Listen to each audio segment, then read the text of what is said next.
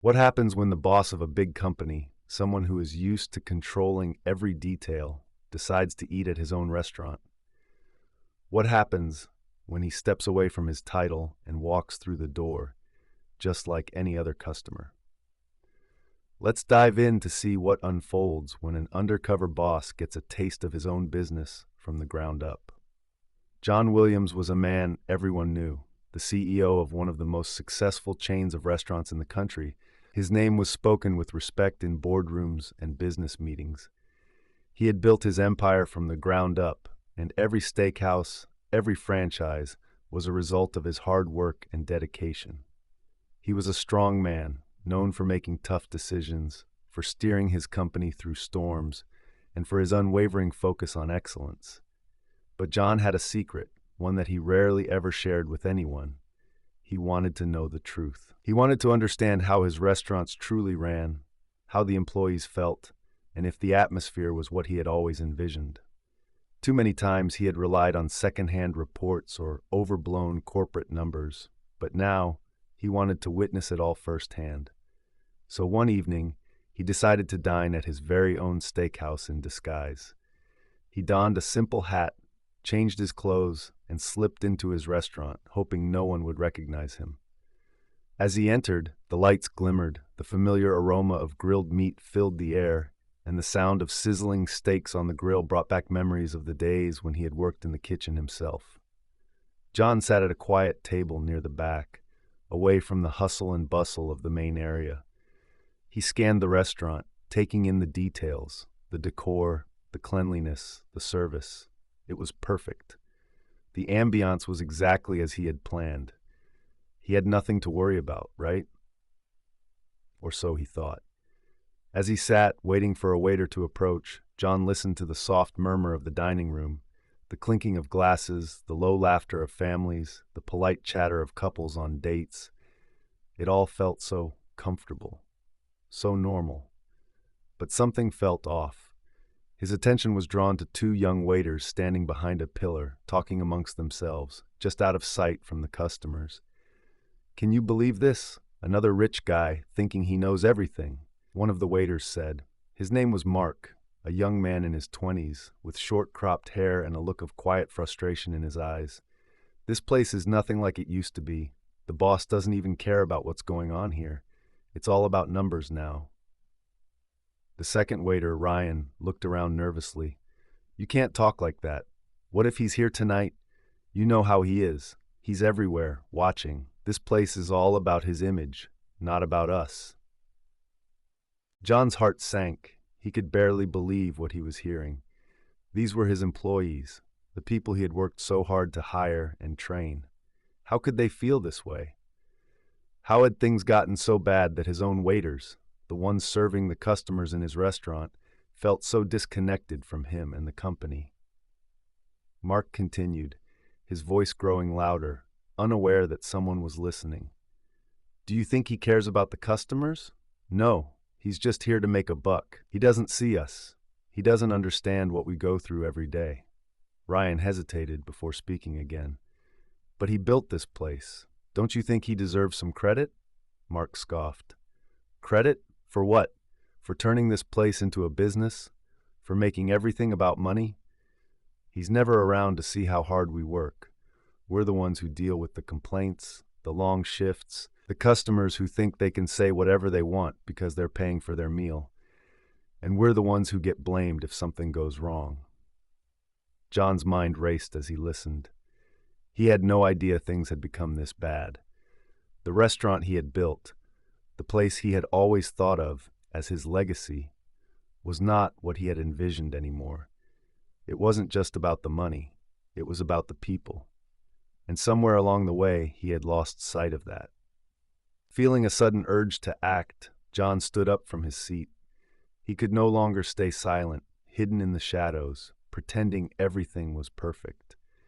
He walked over to the two waiters who were still talking, their voices a mix of bitterness and frustration. As he approached, Mark turned around, his face going pale when he realized who had just walked in front of him. John didn't wait for an apology or an explanation. He simply sat down at the table with them. The two young men stared at him, shocked and confused. But John, still in his disguise, was calm. He smiled warmly and asked, "What's been bothering you?" Mark looked at Ryan, unsure of what to say. But Ryan, after a moment of hesitation, finally spoke up. "We're just tired. We work long hours, and it feels like the company only cares about the bottom line. We never get enough breaks, and when things go wrong, it's always our fault. We feel like we're not even part of the team anymore." John listened, each word cutting through him like a blade. These were the people who helped make his success possible, the ones who worked hard to serve customers every single day, and they didn't feel valued. He had failed them. "I didn't realize it had gotten this bad," John said softly. "I thought everything was running smoothly, but it's clear that I haven't been paying attention to you. I'm sorry." There was a long silence before Mark spoke again. "It's not just you, sir. It's the way things have been shifting. Ever since the company started growing, everything has changed. The focus has shifted from family and teamwork to profits and numbers. We don't even feel like we're part of something anymore. We're just replaceable." John felt the weight of their words. He had created this empire, but in doing so, he had lost sight of the people who truly made it all work. He had to make it right, not just for the customers, but for the employees, the backbone of his business. "Starting today," John said, his voice firm but sincere, "we're going to change things. We're going to make sure that every person here feels like they're valued. We'll work on training, providing better shifts, and making sure that no one feels replaceable. I want you to know that you matter to me and to this company." Mark and Ryan exchanged glances, disbelief in their eyes. "Are you serious?" Mark asked, his voice almost in a whisper. "Absolutely," John replied, "and I'm going to make sure it happens. I've been blind to what's been going on, and I promise I'll do better. You all deserve better." As John sat with them, talking through the changes that would take place, he couldn't help but feel a mix of emotions: regret, determination, and a newfound hope. This was a turning point. The twist wasn't just that he had overheard the complaints, but that he had finally realized the true heart of his business, the people who worked tirelessly to keep it alive. And from that moment on, John was determined to make things right, one restaurant at a time. The night ended quietly. John left the restaurant, his heart heavy but hopeful. He had heard the truth, and now it was time to make a change. It was a lesson he would never forget. What happened next was the start of a transformation, not just for John's business, but for everyone involved. The very next morning, John called for an unplanned meeting at the corporate office. This time, instead of sitting behind a large desk, he stood before his team as someone eager to listen. He shared his experience from the night before, sparing no detail about the conversation he overheard. The room was silent. Some of his senior staff exchanged worried glances, but John's tone wasn't one of blame, it was one of accountability. "I've always talked about excellence," he began, "but I've failed to see the people who deliver it every day. That changes now." True to his word, John implemented sweeping changes. He started by visiting every restaurant in his chain, not as a CEO with an entourage, but as a hands-on observer. He spoke to employees, asked for their feedback, and made sure to thank them for their hard work. He initiated new policies, better scheduling practices, fairer wages, and improved benefits. He also rolled out an anonymous feedback system, encouraging employees to voice their concerns without fear of retaliation. Training programs were revamped, focusing on team building and leadership development.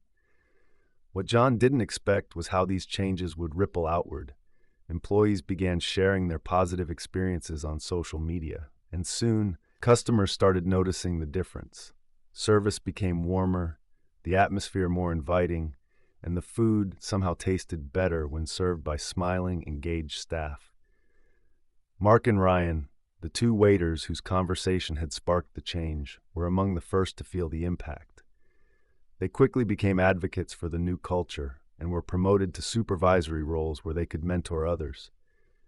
As for John, he was no longer just a name on a corporate letterhead. He became a familiar face in his restaurants, often dining in disguise to ensure he stayed connected to the ground reality. He realized that leadership wasn't about sitting in an office making decisions. It was about walking the floor, listening, and ensuring every individual felt like part of a team. Years later, John's company became a case study in business schools for its remarkable turnaround in employee satisfaction and customer loyalty. But for John, the real victory was simpler. He had rediscovered the heart of his business, the people who made it all possible.